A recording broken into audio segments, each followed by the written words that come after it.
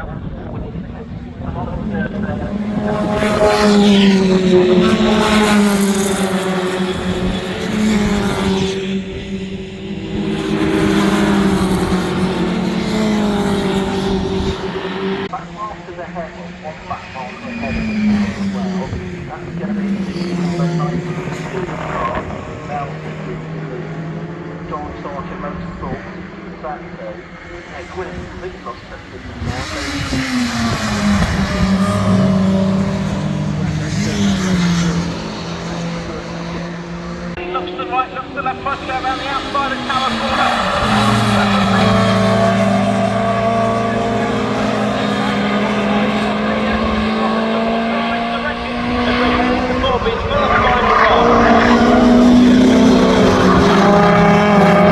And the outside of him at Old Pallet, it's a long way round there. And you've got Paul Stewart in third, who's trying to get alongside Stevens as well now, as they make their way down towards Tower Corner.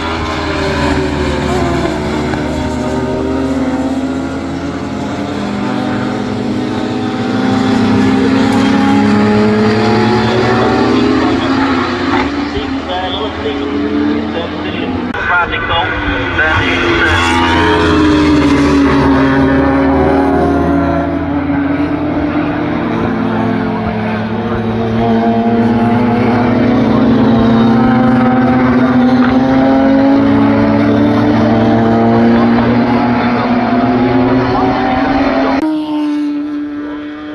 quite a few years ago that he did that, so it's interesting that he's sort of been a sort of slow burner.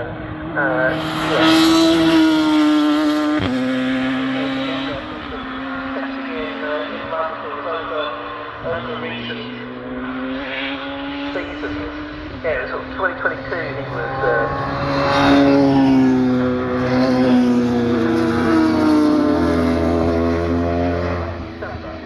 like getting what expected on Instagram here. In fact, there you go. It's about 6 months of the Radicals. Everyone trusts the brand. Exactly. Darcy Smith has now reeled in. They are coming up on back markers. First of those is, I'm assuming, Charlotte's a teammate of Stewart because their cars are virtually the identical liveries. That's not quite able to make it sit there, but you'll see that he's now right with them, and they're with the identical livery formation. The Darcy Smith looking up the inside of the S's, and he's going to give the place back, and Stewart goes back through. Bowls from Darcy Smith, but completely overcooked it down into the S's. Had to go straight over the grass, and slightly sheepishly allowed.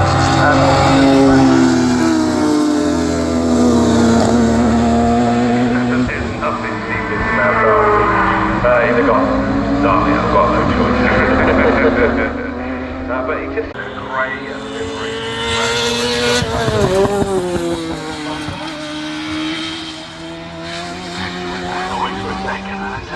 Yeah, another brilliant run down the start-finish straight from Darcy. This time he is going side by side. He's gone towards the left, but he's on the brakes a little bit earlier than Stewart. So Stewart's able to take points.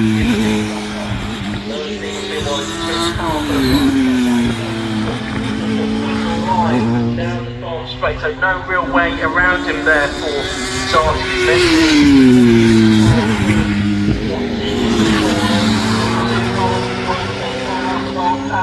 One car length now, half the car length, tries to have a look on the way towards Tower, but I just don't think he's quite got the speed at the end of that straight Civic.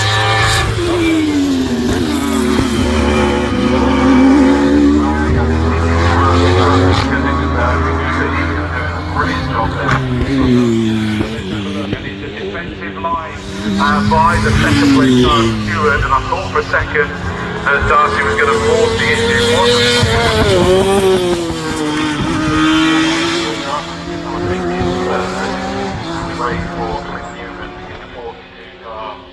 Coming to our sights, the back markers of Child.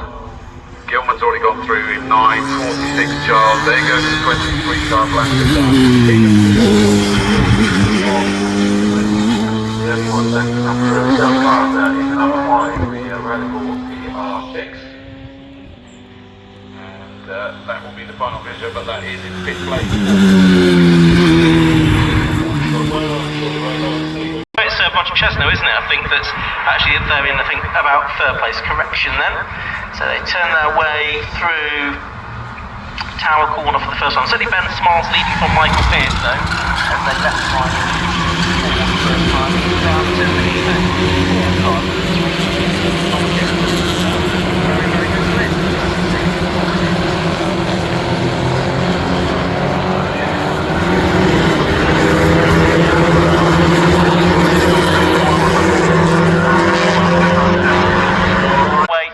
Down, but it's still Smiles leading Chesno second and Ben Ansey in third as they turn their way through. Then there's a small gap back to 4th. But I think that gap was already evaporated by the time.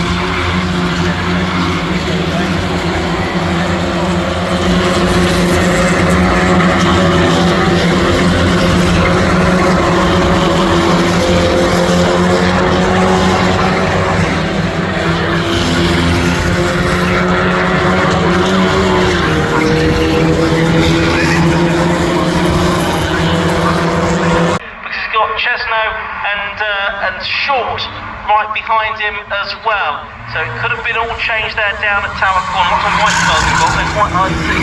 Except for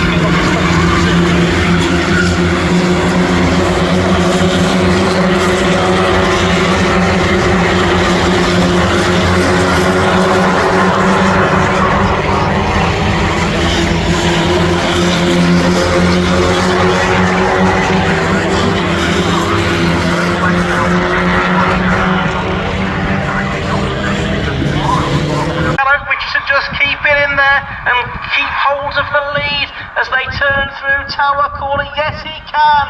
Richardson somehow holds on from Ben Short, although Short has got his car fully ahead as they head through hammer down that side.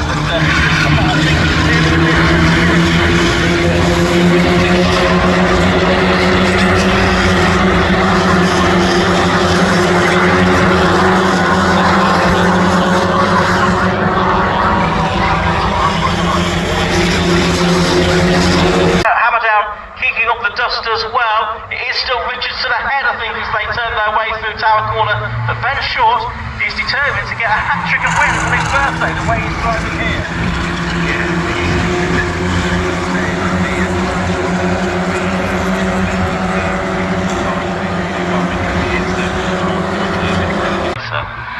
So for me, it's top 13, covered by 5 seconds.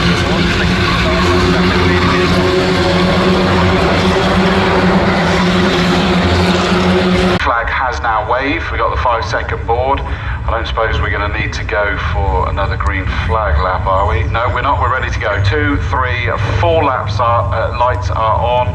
On go all 5, long hold, and Simon Thornton Norris is gone, and should have probably just gone because that was a weirdly long hold, and that's completely stitched up Simon Thornton Norris. And normally what you do if you make that mistake, just go, because you're getting a 10-second penalty no matter what. But he just kind of pootled forward going, oh, what? I wonder whether he thought there was a problem because it stayed on that long before it went out. But Adam Preble has the lead, and it is the Badger that is in second. And I think Harrison Chamberlain's up to 4th already. Back at the reduced pace that we saw him completing race 1 in, I'm afraid, Chris. That is such a shame, that Mitsubishi Colt Rally Art car is famous around this bus. Yeah, he's just still with everybody coming past him, so I can't believe he's going to keep that one sitting around at this early stage.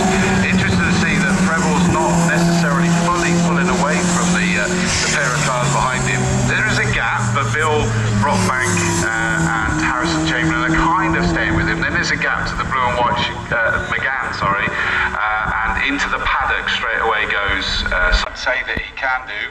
Wyatt isn't in the lead of Class B because he's picked up a 10-second penalty to jump in the start as well. So as did number 9 Simon Thornton Norris, and I knew he had that, and his was so big that I missed Wyatt doing it as well.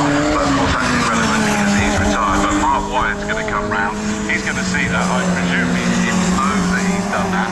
So he just needs to set about pulling away as much as he possibly